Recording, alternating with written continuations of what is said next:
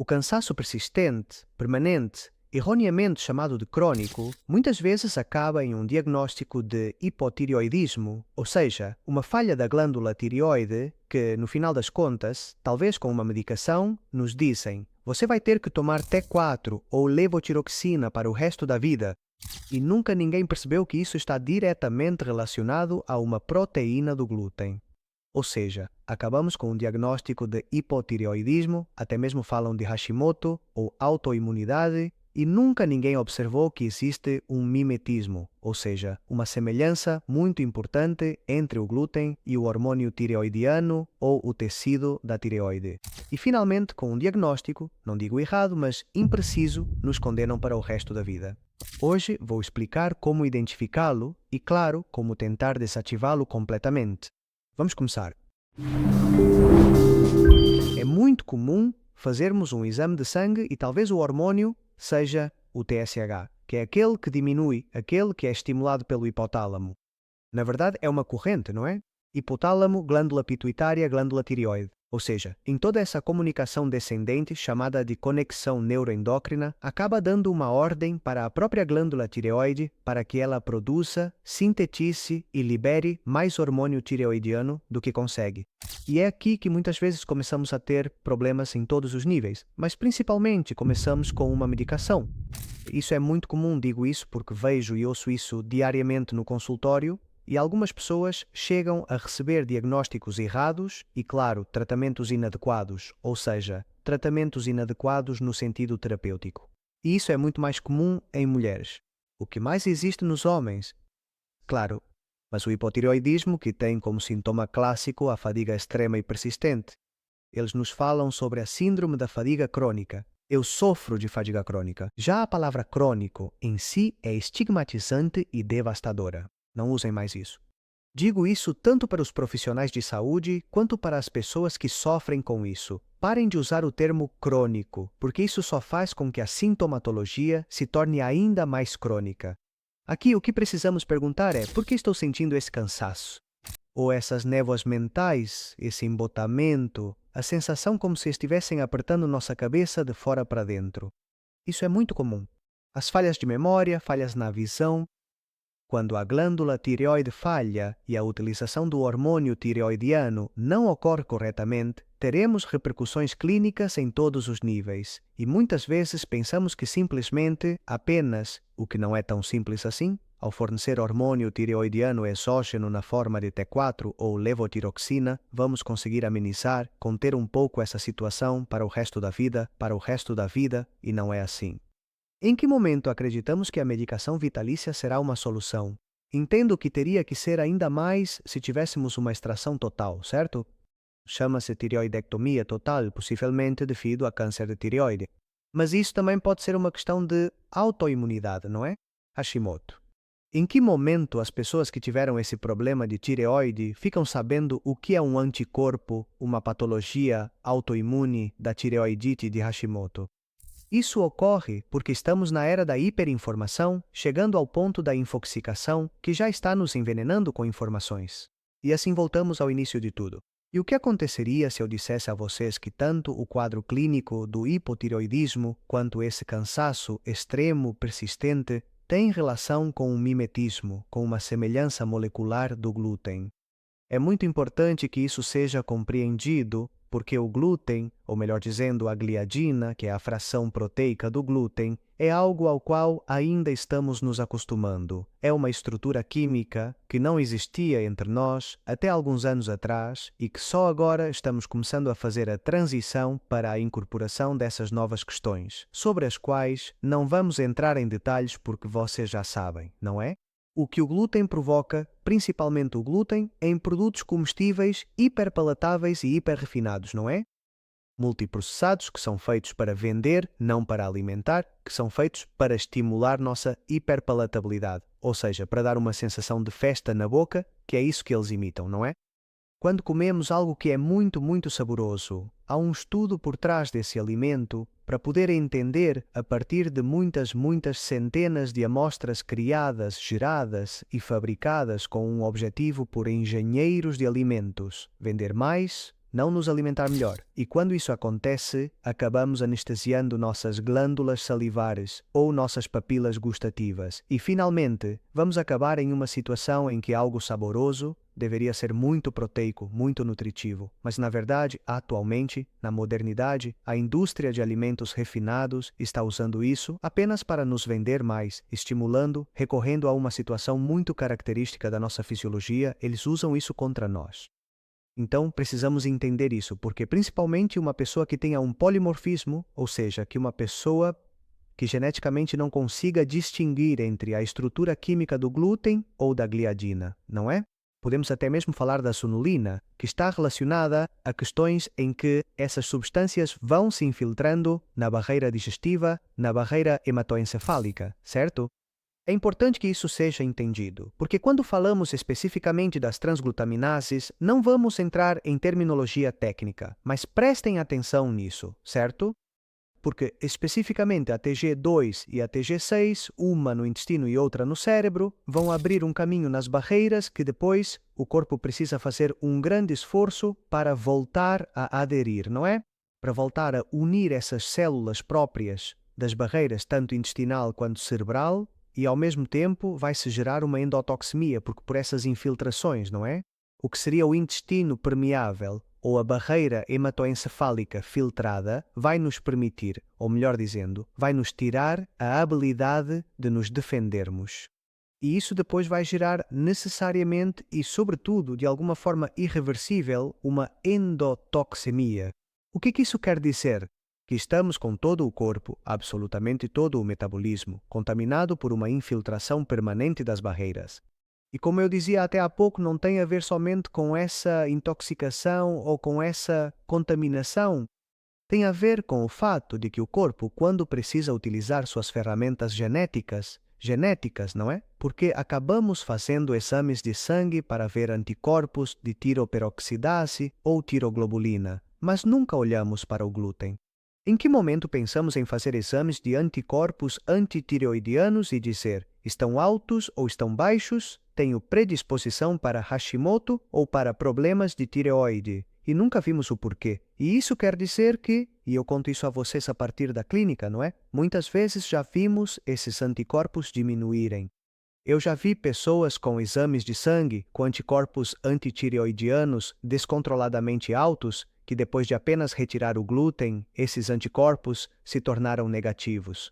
O que estou contando aqui é muito importante para todas aquelas pessoas e acreditem, são muitas e cada vez mais, porque, é claro, as pessoas que geneticamente são sensíveis vão ser afetadas muito mais rápido e de forma pior.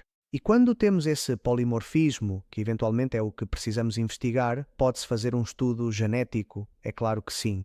Agora, não tem tempo, ferramentas ou dinheiro para fazer esse estudo genético? Não tem problema. Incluam na análise de sangue tanto os anticorpos antitireoidianos, certo?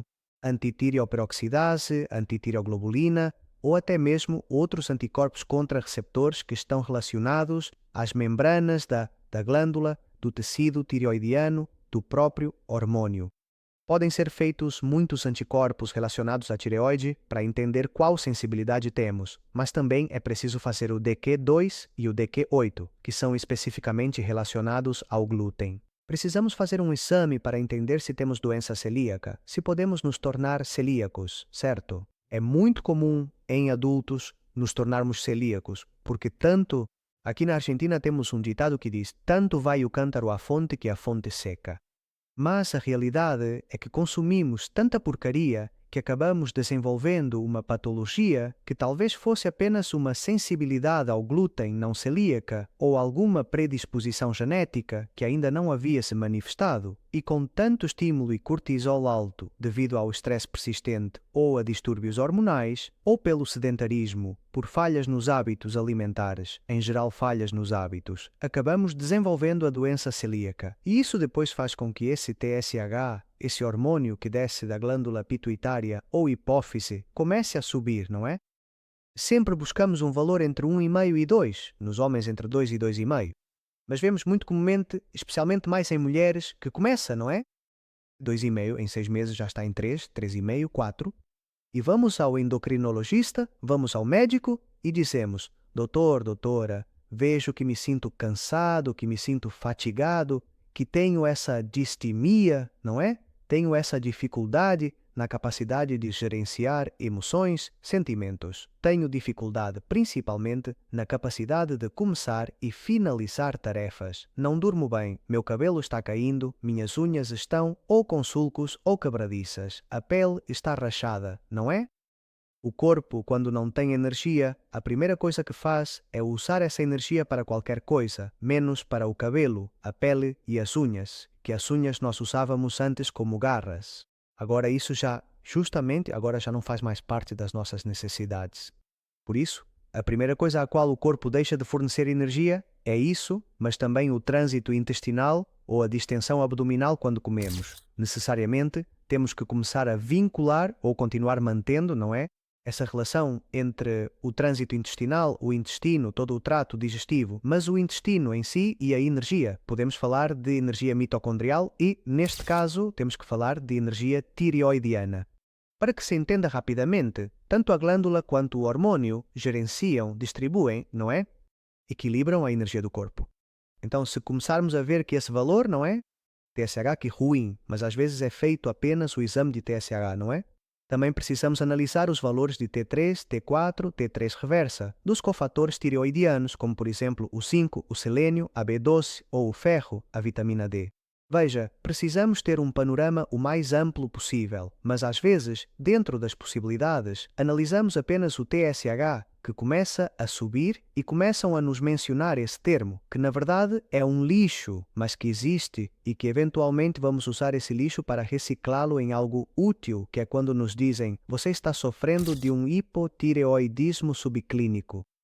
Não, não é subclínico. Se eu tenho sintomas de hipotireoidismo, se tenho aquilo que acabamos de mencionar, mas já com uma fadiga persistente, então é um hipotireoidismo declarado, presente, se estabilizando no corpo. Mas se vocês retirarem o glúten, ou seja, se fizerem por um mês, 30 dias, uma alimentação anti-inflamatória e principalmente livre de glúten, e melhorarem a energia, o inchaço abdominal, e fizerem um exame de sangue e perceberem que os valores da tireoide começam a se ajustar, estamos diante provavelmente de uma falha genética que poderíamos até mesmo discutir até que ponto é realmente uma falha genética ou se é justamente o contrário, não é? Seria uma fidelidade genética, porque o glúten não nos pertence como alimento para a nossa espécie. Então aqui me parece que é onde precisamos começar a entender como o nosso corpo reage. Consegue perceber? Consegue diferenciar uma fração proteica do glúten e não confundi-la com o tecido da glândula tireoide em si ou com o hormônio tireoidiano? Tanto a glândula tireoide quanto o hormônio tireoidiano possuem estruturas específicas. E se a fração química se parece com o glúten, quando o corpo age contra o glúten, e que em 100%, não 99, não 99,9, em 100% das vezes que consumimos glúten, desenvolvemos, colocamos em funcionamento um sistema, um mecanismo de imunidade, porque o glúten não faz parte de um alimento. Então, se o corpo, ao tentar resolver, não atacar, mas resolver essa situação que o glúten gera, ao mesmo tempo por confusão molecular, ataca o tecido da glândula tireoide ou o próprio hormônio tireoidiano, vamos apresentar sintomas e provavelmente, finalmente, infelizmente, vamos acabar tomando T4 para o resto da vida para compensar o pão que comemos ou a pizza que jantamos. É por isso que eu gostaria que começássemos a entender como o corpo funciona a nível genético, químico e digestivo. Porque, eventualmente, e eu já vi isso muitas vezes, isso ninguém me contou, os livros nem sequer mencionam isso, mas quando vocês entram em consulta comigo e veem, podem entender tudo. Uma pessoa que, por exemplo, vem ao consultório e me diz: eu sofro de hipotireoidismo autoimune. Tenho anticorpos antitireoidianos altos, tanto os anti-TPO quanto anti-tireoglobulina, mas eventualmente detectaram que tenho anticorpos elevados e vemos isso no sangue. Por outro lado, o glúten não me faz bem, nem sequer fiz um exame de sangue para entender se tenho doença celíaca, ou intolerância, ou sensibilidade ao glúten. Não sei, nunca fiz, mas quando como me faz muito mal, atrasa o trânsito intestinal, constipação, prisão de ventre, ou até mesmo estou com esse diagnóstico ambíguo de cólon irritável. Se quando comem glúten vocês se sentem mal, eventualmente precisam entender que a possibilidade de polimorfismo, ou seja, de uma má gestão a nível bioquímico de uma coisa ou de outra, é possível e precisa ser considerada. E finalmente, como eu dizia, muitas vezes vi em consulta que, quando melhoramos a alimentação em geral, retiramos o glúten em particular, mas também melhoramos todos os hábitos. Não é apenas retirar o glúten, é melhorar a alimentação em geral, se movimentar, acabar com o sedentarismo, se expor à natureza, ao sol, não é? Tudo o que agora chamam de biohacking ou biohacking não é nada mais do que voltar ao futuro, ir ao passado para entender o que precisamos fazer no futuro, que é o que nos cabe como espécie. E quando fazemos tudo isso direito, a levotiroxina exógena, ou seja, o T4 que tomam de manhã e de forma tão metódica, começa a fazer mal para eles. Começam a se sentir com excesso de energia, começam a ter insônia, começam a ter ansiedade, pensamentos recorrentes ou hiperatividade mental. E tudo isso acontece porque os valores estão começando a se ajustar, porque já não existe mais essa falha na gestão do hormônio tireoidiano.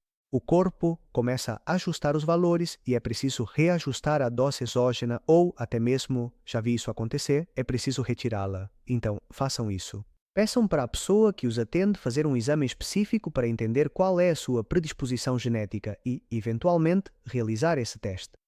Porque, se for esse o caso, acreditem, é muito melhor corrigir de dentro, desde o genético, do que tomar uma medicação que talvez, quem sabe, não digo que não, mas vamos questionar se sim, nunca precisaram. Nos vemos na próxima. Fiquem bem. Tchau.